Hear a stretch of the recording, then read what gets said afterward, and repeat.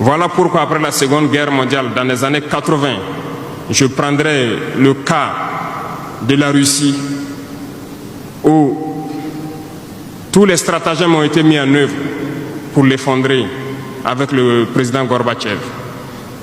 Aux États-Unis, c'est le président Ronald Reagan qui était à la manœuvre. 3 stratagèmes principaux ont retenu notre attention. Ils sont allés donc au niveau de l'Arabie Saoudite les demander de baisser le prix du pétrole de 35 $ à 7 $ pour faire écrouler l'économie russe.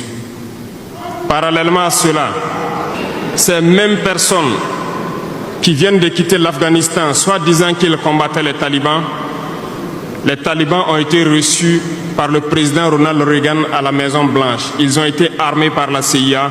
Les fameux missiles Stinger, Sol-Air, ont été livrés aux talibans pour combattre les Russes. Et plus tard, ils viennent supposer les combattre. Allez-y comprendre.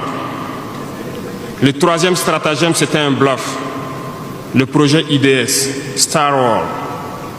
Lisez, vous comprendrez pourquoi ils ont amené le président Gorbatchev à créer le projet Paulus qui a enfoncé la Russie.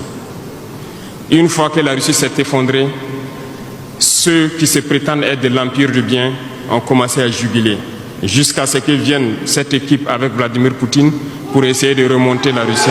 L'Empire du mal, selon eux, a beaucoup souffert. Regardez l'Iran aujourd'hui, toutes les sanctions possibles. Regardez comment ils qualifient certains peuples. Par la communication, ils peuvent arriver à vous amener à faire détester un peuple ou à aimer un peuple.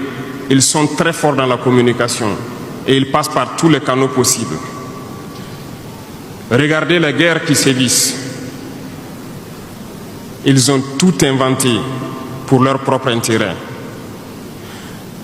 Et enfin, l'empire des esclaves, selon eux, c'est l'Afrique et certains peuples d'Amérique du Sud.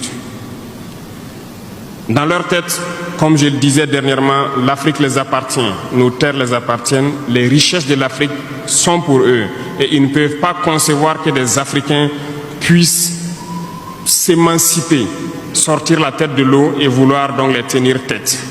Et pour cela, ils se sont mis un cliché en tête. L'Africain est facile à manipuler, il n'est qu'émotion.